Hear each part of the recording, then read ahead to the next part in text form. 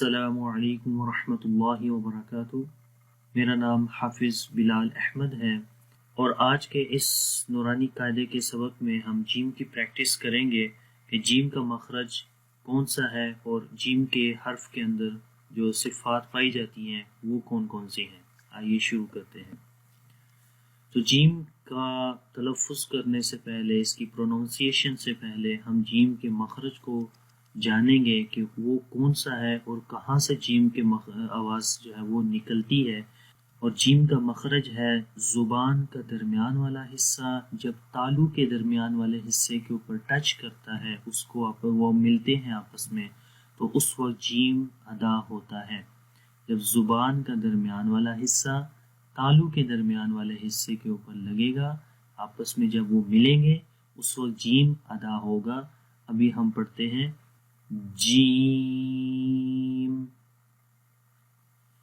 جیم۔ اب اس کی پریکٹس کریں گے۔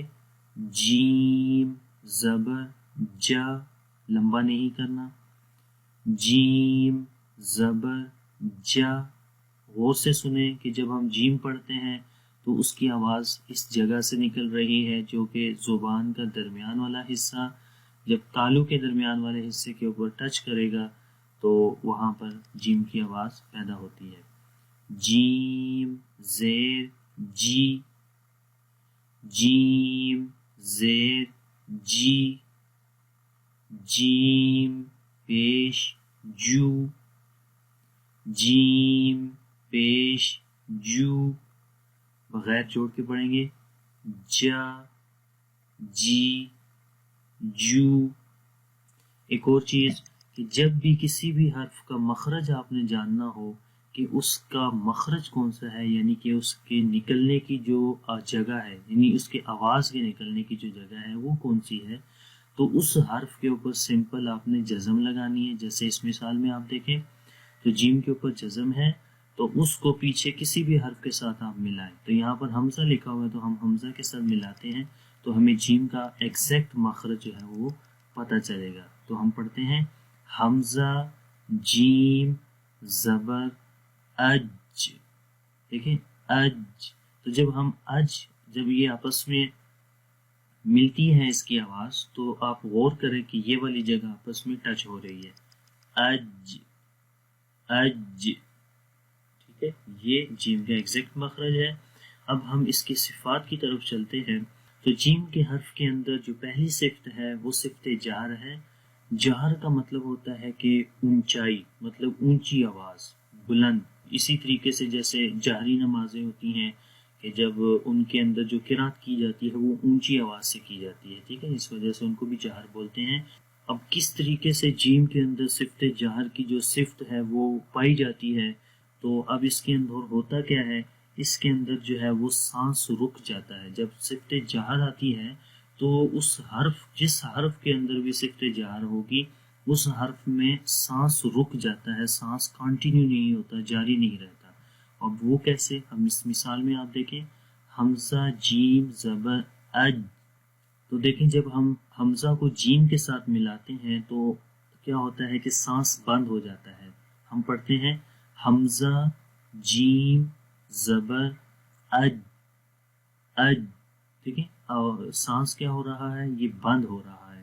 آگے اس کو ہمیں دباؤ بھی محسوس ہو رہا ہے کہ ہم جب پڑھتے ہیں اج تو تھوڑا سا مشکل ہوتا ہے اس طرح پڑھنا، یہاں پر آواز کو بند کرنا۔ تو اس یہ دباؤ کس وجہ سے پیدا ہوتا ہے، ایک تو اس میں سانس رک جاتا ہے اور دوسری جو اس کی جیم کی کوالٹی ہے وہ شدت ہے۔ شدت کا مطلب ہوتا ہے سختی، یعنی کہ جس حرف کے اندر شدت والی صفت پائی جاتی ہے اس حرف کو ہم سختی کے ساتھ پڑھتے ہیں، اور مطلب وہاں پر ہوتا کیا ہے کہ آواز مخرج میں بند ہو جاتی ہے۔ اور یہ بھی اسی طریقے سے ہے کہ جب ہم اج پڑھیں گے تو آواز مخرج میں بند ہو جائے گی، اج، اور ہوتا کیا ہے پھر اس میں آواز بلند ہو جاتی ہے، آواز جو ہے وہ ایک قسم کی سختی پیدا ہو جاتی ہے اور ہمیں دباؤ محسوس ہوتا ہے۔ اج دباؤ محسوس ہو رہا ہے تو اس دباؤ کو ختم کرنے کے لیے قلقلہ جو ہے وہ لایا گیا ہے۔ تو قلقلہ جب دباؤ ختم کریں گے تو پھر قلقلہ کی صفت آ جائے گی اور پھر ہم پڑھیں گے اج۔ کلکلا کا مطلب ہوتا ہے جنبش، یعنی کہ اس آواز کے اندر جنبش پیدا ہوتی ہے، اور وہ کیسے ہوتی ہے؟ اج صفت جہر بھی آ گئی یعنی کہ سانس رک گیا، اور شدت بھی آ گئی یعنی کہ سختی کے ساتھ، یعنی کہ آواز مخرج میں بند بھی ہوگی اج، اور جب ہم نے اس دباؤ کو ختم کیا تو پھر قلقلہ بھی آ گیا، قلقلہ کی جو صفت تھی وہ بھی آ گئی جنبش، یعنی اج اج۔ اسی طریقے سے اج اج، ٹھیک ہے، تو یہ صفات ہیں۔ اور اس کے بعد جو یہاں پر صفت استفال ہے، یعنی جیم کو باریک پڑھیں گے، استفال کا مطلب ہوتا ہے باریک پڑھنا۔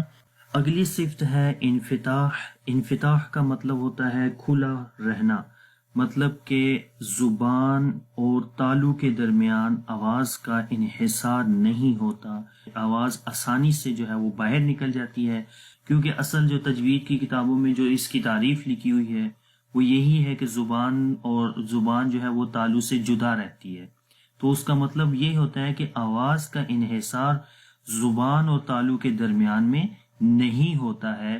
اگر زبان اور تالو کے درمیان آواز کا انحصار ہوگا تو اس وقت وہ 4 حروف کے اندر ہوتا ہے، جو کہ صاد، ضاد، طا، ظا، یہ 4 حروف ہیں۔ ان 4 حروف میں صفت اطباق ہوتی ہے جو کہ انفتاح کے اپوزٹ ہے، اور اطباق میں کیا ہوتا ہے؟ آواز کا انحصار زبان اور تالو کے درمیان میں ہوتا ہے، ان کو کوئی سپیس نہیں ملتی کہ جس سے آواز باہر نکلے، تو آواز ساری انحصار کرتی ہے زبان اور تالو کے درمیان میں۔ لیکن جن حروف کے اندر صفت انفتاح رہتی ہے ان حروف میں آواز کا انحصار زبان اور تالو کے درمیان نہیں ہوتا، آواز آسانی سے باہر چلی جاتی ہے، یعنی کیونکہ انفتاح کا مطلب بھی ہوتا ہے کھلا رہنا، یعنی کہ آواز آسانی سے باہر نکل جاتی ہے، منہ کھل جاتا ہے، تو اس وجہ سے آواز کا انحصار زبان اور تالو کے درمیان نہیں ہوتا، تو اس لحاظ سے اس کے اندر یہ صفت جو ہے وہ پائی جائے گی۔ اور صفت اسمات بھی اس کے اندر پائی جا رہی ہے، یعنی کہ اس حرف کو جو ہے وہ مضبوطی کے ساتھ اس کے مخرج سے پڑھا جائے گا، جیسے اج اج۔ تو امید کرتا ہوں کہ جیم کا مخرج جو ہے اور اس کے اندر جو صفات پائی جاتی ہیں وہ آپ کو اچھے سے آ گئی ہوں گی۔ پھر بھی اگر اس کے اندر کسی